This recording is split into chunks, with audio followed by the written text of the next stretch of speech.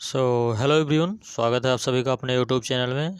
तो दोस्तों, आज हम लोग पढ़ने वाले हैं की दूसरी क्लास। इसके पहले हम लोग एक क्लास पढ़ चुके हैं, ठीक है। उसके अंतर्गत हम लोग अनुच्छेद 1 से लेकर 32 तक जितना भी था सब क्लियर किए हैं। अगर आप लोग नहीं देखें तो उस वीडियो को ज़रूर देख लें, बहुत इंपॉर्टेंट था। उसमें सभी आर्टिकल हम लोग कंप्लीट किए हैं। और उस वीडियो को आप प्लेलिस्ट से भी जाकर देख सकते हैं, नहीं तो फिर मैं डिस्क्रिप्शन बॉक्स या कमेंट में लिंक दे दूंगा। और आज हम लोग जो पढ़ने वाले हैं नीति निर्देशक तत्व भारतीय संविधान की दूसरी क्लास है, ठीक है। और उसमें हम लोग संविधान का भाग 1, भाग 2, भाग 3 कवर किए थे। इसमें हम लोग संविधान का भाग 4 कवर करने वाले हैं। और इसके अंतर्गत जितने भी आर्टिकल हैं सभी आर्टिकल हम लोग बहुत ही बेहतरीन तरीके से देखने वाले हैं। तो चलिए स्टार्ट करते हैं देरी ना करते हुए। बाकी आप लोग पूरी क्लास कंप्लीट कीजिएगा, तभी सही से क्लास समझ में आएगा, ठीक है। एक एक चीज़ आप लोग को याद हो जाएगा। और लास्ट में अगर सब कुछ याद हो जाए तो कमेंट करके ज़रूर बताइएगा। और चैनल को भी सब्सक्राइब कर लीजिएगा। चलिए हम आगे बढ़ते हैं। अब ज़्यादा बातें नहीं करेंगे। देखिए, हम लोग आज पढ़ने वाले हैं नीति निर्देशक तत्व। क्लास बहुत ही छोटी रहेगी, बहुत लॉन्ग नहीं करेंगे। देखिए, नीति निर्देशक तत्व जो है उसको संविधान के भाग 4 में ऐड किया गया है, ठीक है। और इसमें जो आर्टिकल है कहाँ से कहाँ तक है, तो अनुच्छेद 36 से लेकर 51 तक इसमें हम लोग नीति निर्देशक तत्व में पढ़ने वाले हैं। आगे हम लोग चलते हैं। तो नीति निर्देशक तत्व हमारे भारतीय संविधान में कहाँ से लिया गया है, तो आयरलैंड के संविधान से लिया गया। बहुत सिंपल सा है, एक एक लाइन आप लोग याद रखिएगा, एग्जाम में पूछा भी जाता है कि संविधान के भाग 4 में किसका वर्णन किया गया है, नीति निर्देशक तत्व का। और इसमें आर्टिकल कहाँ से कहाँ तक है, तो 36 से 51 तक है। और किस देश के संविधान से लिया गया है, तो आयरलैंड के संविधान से लिया गया है। अब आगे हम लोग देखते हैं तो इसकी प्रकृति क्या है। तो इसकी प्रकृति यही है नीति निर्देशक तत्व की, कि ये न्यायालय में परिवर्तनीय नहीं है, ठीक है। अर्थात ये न्याय योग्य नहीं है। यही पर यहाँ पर इतना डिटेल्स में बताया गया है। मैं जो आप लोगों को बता दिया वही आप लोग याद रखिएगा, इसको इतना पढ़ने की आवश्यकता नहीं है। अब आगे हम लोग चलते हैं। तो अगर आप लोग पढ़ना चाहें तो वीडियो को रोक के पढ़ भी सकते हैं। इसका उद्देश्य क्या है, तो उद्देश्य ये सामाजिक आर्थिक और सामाजिक आर्थिक लोकतंत्र स्थापित करना, ठीक है। अर्थात राज्य हमेशा क्या करेगा, लोगों के लिए लोगों के कल्याण के लिए हमेशा जो भी काम करेगा। इसका ही उद्देश्य है सामाजिक और आर्थिक लोकतंत्र स्थापित करना, ठीक है। आगे हम लोग चलते हैं। तो देखिएगा, नीति निर्देशक तत्व को 3 भागों में डिवाइड करके पढ़ा जाता है, जिसमें से हम लोग क्या करेंगे, हम लोग भी पढ़ेंगे 3 भागों में डिवाइड करके। लेकिन इसके पहले हम लोग क्या करते हैं, एक बार आर्टिकल 36 से लेकर, ठीक है, अनुच्छेद 36 से 51 तक सभी आर्टिकल सीरियल वाइज हम लोग याद कर लेते हैं। फिर हम लोग इसको 3 भागों में डिवाइड करके पढ़ते हैं। तो चलिए हम लोग पहले सीरियल वाइज इसको पढ़ लेते हैं, ठीक है, जितने भी आर्टिकल हैं। उसके बाद हम लोग ये जो ऊपर वाला जो मैं स्क्रॉल कर रहा हूँ इसको भी हम लोग आके पढ़ेंगे। आई बात समझ में? तो देखिएगा, हम लोग यहाँ से पढ़ने वाले हैं ये वाला सभी आर्टिकल। पहले देख लें। देखिएगा, आर्टिकल 36 में क्या बताया गया है, इसमें बताया गया है राज्य की परिभाषा। लेकिन राज्य की परिभाषा किसके संदर्भ में, तो नीति निर्देशक तत्व के संदर्भ में आर्टिकल 36 में राज्य की परिभाषा बताई गई है, ठीक है। 37 में क्या बताया गया, तो देखिए, लागू ना होने पर किसी भी देश के शासन हेतु महत्वपूर्ण, इसको मत आप लोग पढ़िए, ठीक है।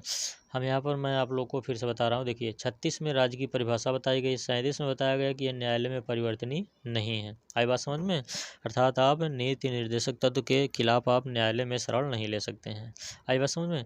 आगे आपका है 38 में बताया गया सामाजिक आर्थिक और राजनीतिक न्याय। ये आपका किस में वर्णन है, तो आर्टिकल 38 में है। अभी इसको डिटेल में हम लोग ऊपर देखेंगे जो हम लोग स्क्रॉल करते हुए आए हैं, ठीक है। पहले सीरियल वाइज देख ले।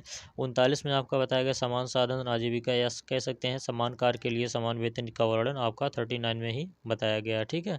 अर्थात स्त्री और पुरुष यदि समान कार्य कर रहे हैं तो उनको समान वेतन दिया जाएगा। 39 से में निःशुल्क विधिक सहायता है, ठीक है। आई बात समझ में? 40 में आपका ग्राम पंचायत। अब देखिए, 40, 41, 42, 43 ये सब एक दूसरे से हम लिंक करके याद करेंगे। कैसे, देखिएगा, 40 में मान लेते हैं ग्राम पंचायतों का गठन हुआ, ठीक है। उसके बाद 41 में जो है राज्य सरकार क्या करेगी, सरकारी सहायता हमें प्राप्त करेगी, ठीक है। इससे वृद्धा पेंशन हो गया, विधवा पेंशन हो गया, ठीक है। मान लेते हैं कोई काम हो गया, ठीक है। और यदि सरकार कोई सरकारी काम नहीं दे पाती है तो उसके लिए नहीं, सरकारी काम यहाँ पर दे दी तो उसके बाद उसके लिए मनोचित दशाओं, अर्थात कार्य के मनोचित दशाओं का भी व्यवस्था कौन करेगा, सरकार ही करेगी। आई बात समझ में? उसके बाद अगर कार्य देने में, मतलब इसे याद करने का तरीका बता रहा हूँ, अगर कार्य देने में असफल हुई सरकार तो आपको क्या करेगी, कुटीर उद्योग, है ना, कुटीर उद्योग के लिए प्रेरित करेगी सरकार, ठीक है। और उस कुटीर उद्योग में श्रमिकों की भागीदारी आपका 43A में है। आई बात समझ में? नहीं आई तो एक बार दोबारा आप लोग देख लीजिए क्लास को।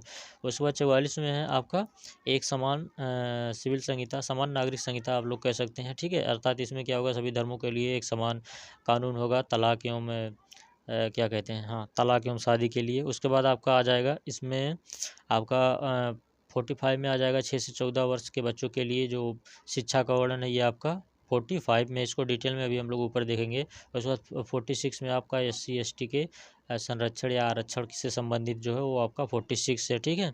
और 47 में सरकार क्या करेगी, सभी के पोषण स्तर को मतलब उपलब्ध कराएगी। उसके बाद आपका आ जाएगा 48 में आपका कृषि, पशुपालन और गौ संरक्षण, ये सब आपका 48 में आ जाएगा। 48 में आपका आ जाएगा पर्यावरण संरक्षण। 49 में आ जाएगा स्मारकों का संरक्षण। और 50 में आ जाएगा न्यायपालिका और कार्यपालिका का पृथक्करण। और 51 में अंतर्राष्ट्रीय शांति। ये आपका सभी आर्टिकल था। अब इसको 3 भागों में डिवाइड करके कैसे हम लोग पढ़ेंगे, चलिए हम लोग डिटेल में उसको देखते हैं। आई बात समझ में? भी दोहरा जाएगा, दोबारा रिपीट हो जाएगा तो और बेहतरीन तरीके से याद हम लोग को हो जाएगा। हम लोग को कहाँ से पढ़ना था, हम लोग को यहाँ से पढ़ना था, ठीक है। नीति निर्देशक तत्व को 3 श्रेणियों में बांटकर अध्ययन किया जाता है। पहला आपका आ जाएगा सामाजिक एवं आर्थिक। इस श्रेणी के अंतर्गत कौन कौन से आर्टिकल आते हैं, 38, 39, ठीक है, 39A। उसके बाद आपका 41, 42, 43, 43(1). उसके बाद आपका 47 आ जाता है। उसके बाद अब देखते हैं हम लोग 38 में क्या है। सामाजिक, आर्थिक और राजनीतिक न्याय को बढ़ावा देना, ठीक है। ये आपका इसका वर्णन किस में है, तो आर्टिकल आपका 38 में है। उसके बाद आपका 39 में क्या जाता है, नागरिकों के लिए समान साधन आजीविका का अधिकार, समान वेतन, ठीक है। अर्थात स्त्री और पुरुष अगर समान कार्य कर रहे हैं तो उनके एक समान वेतन मिलेगा, ये आपका 39 में, ठीक है। उसके बाद आपका आ जाएगा 39A। इसमें सभी को निःशुल्क विधिक सहायता। देखिएगा 39A कब ऐड किया गया था, अगर पूछ लेता है तो 42वें संविधान संशोधन 1976 में ये आपका ऐड किया गया था। आई बात समझ में? इसको देखिएगा, इसको मिनी संविधान कहा जाता है। किसको? आपका जो 42वां संविधान संशोधन हुआ था, क्योंकि इसमें बहुत सारे संशोधन हुए थे। आपको बारी बारी ऐसे आएगा, मिलता रहेगा। तो आगे हम लोग चलते हैं तो देखिएगा आपका 40 में, हाँ 40 देखो, 40 हम लोग इसके पहले पढ़ते हुए आ रहे हैं। इसमें ग्राम पंचायतों का गठन था, ठीक है। उसके बाद इसमें क्या होगा 41 में आपका क्या हो जाएगा, तो बेरोजगारी, वृद्धावस्था, रोग एवं विकलांगता में सरकार जो है सहायता जो करेगी, अर्थात आपका वृद्धावस्था में पेंशन, ठीक है। बेरोजगारी में आपको कार्य उपलब्ध कराएगी, ठीक है। विकलांगता में आपको क्या करेगी, साइकिल वगैरह प्रदान करेगी सरकार, ये आपका 41 में बताया गया है। और 42 में देखिएगा, इसमें आप बेरोजगारी में काम दी सरकार, इसमें क्या है, कार्य के लिए मानवीय कार्य स्थितियाँ, ठीक है, कार्य के लिए मनोचित दशाओं को भी उपलब्ध कराएगी सरकार। उसके बाद अगर कार्य देने में ये मतलब तीनों लिंक कर रहे हैं, कार्य देने में आपको काम देने में असफल होगी तो सरकार क्या है आपको आपका 43, हाँ, श्रमिकों को जीवन स्तर हेतु पर्याप्त वेतन और विश्राम। इसमें कुटीर उद्योग का वर्णन किया गया आपका 43 में। 43A में आपका कुटीर उद्योग में श्रमिकों की भागीदारी है। उसके बाद आपका आ जाएगा इसमें 47 पोषण स्तर और लोक स्वास्थ्य का उन्नयन। इसमें देखिएगा आपका 46 और 47, इसको आप लोग लिंक करके याद कर सकते हैं। 46 में क्या है, SC और ST के लिए विशेष उपबंध है या आरक्षण है, ठीक है, या उनके जीवन स्तर के लिए विशेष उपबंध है। और इसमें 47 में क्या है, सभी के जीवन स्तर के लिए इसमें सरकार क्या करेगी, पोषण स्तर को उपलब्ध कराएगी, अच्छा पोषण स्तर आपको उपलब्ध कराएगी, ठीक है। स्वास्थ्य पर और लोगों के स्वास्थ्य पर ज़्यादा ध्यान देगी। और इसके लिए क्या करेगी सरकार, नशीले पदार्थों को भी बैन करेगी, ये आपका आर्टिकल 47 में है। आई बात समझ में? उसके बाद गांधीवादी सिद्धांत के अंतर्गत कौन कौन से अनुच्छेद आ जाते हैं, आपका 40, 43, 46, 47, 48। 40 में हम लोगों को क्या पढ़ना है, ग्राम पंचायतों का संगठन पढ़ना है। आई बात समझ में? ये कई बार हम लोग पढ़ चुके हैं, शायद आप लोग को याद भी हो गया होगा, कई बार एग्जाम में पूछा गया है, कई बार एग्जाम में आया ये, ठीक है, इंपॉर्टेंट है ये आपका। आगे हम लोग चलते हैं तो कुटीर उद्योग, ये भी आप लोग को बता चुका 2-3 बार। कुटीर उद्योग का वर्णन किस में है, तो 43 में है। आई बात समझ में? 46 में आपका अनुसूचित जाति, अभी हम लोग ऊपर पढ़ के आ रहे हैं, अनुसूचित जाति, अनुसूचित जनजाति एवं अन्य कमजोर वर्गों की हितों की सुरक्षा आपका आ जाएगा। 47 में शराब और नशे, अभी ऊपर हम लोग पढ़ के आ रहे हैं, शराब और नशीले पदार्थों पर प्रतिबंध है, ठीक है। आई बात समझ में? उसके बाद आपका गाय और दुधारू पशुओं की नस्ल का संवर्धन, अर्थात जो दुधारू पशु हैं उनके हत्या पर प्रतिबंध, ये सब इसी में आ जाएगा, 48 में आ जाएगा। आई बात समझ में? अब हम लोग पढ़ने वाले उदारवादी जनतांत्रिक सिद्धांत। इसमें आपका समान नागरिक संहिता आपका 44 में आ जाएगा, है ना। उसके बाद 45 में 6 से 14 वर्ष बच्चों के लिए निःशुल्क और अनिवार्य शिक्षा, ये आपका 45 में आ जाएगा। ये भी बहुत इंपॉर्टेंट है, ये भी कई बार पूछा जाता है। आई बात समझ में। 48 में आपका आ जाएगा कृषि और पशुपालन का आधुनिकीकरण, ठीक है। 48 में पर्यावरण का संरक्षण। उसके बाद 49 में आपका राष्ट्रीय महत्व स्मारकों स्थलों का संरक्षण। और 50 में आ जाएगा न्यायपालिका और कार्यपालिका का पृथक्करण, ये भी आपका, इसमें जितना आर्टिकल है सब एग्जाम में पूछा जाता है, सब आप लोग के लिए महत्वपूर्ण है, सबको आप लोग याद रखिएगा। और 51 में आ जाएगा अंतर्राष्ट्रीय शांति और सुरक्षा को बढ़ावा देना, ठीक है। आशा करता हूँ सब लोगों को समझ में आया होगा। चैनल को सब्सक्राइब करके ही जाएं, कमेंट करके भी बताएं क्लास कैसा लगा।